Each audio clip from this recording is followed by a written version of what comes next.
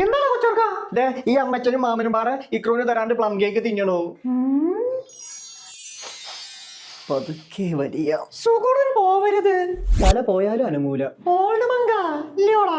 എപ്പിടാടേ എപ്പിടാ? ഓണം വന്ന പാലടയിൽ മിക്സിങ്, വിഷുവിന് ഇലയടയിൽ മിക്സിങ്, ദീപാവലിക്ക് മൈസൂർ പാക്കിലും പാൽഗോവയിലും മിക്സിങ്, ക്രിസ്മസിന് പ്ലം കേക്കിലും.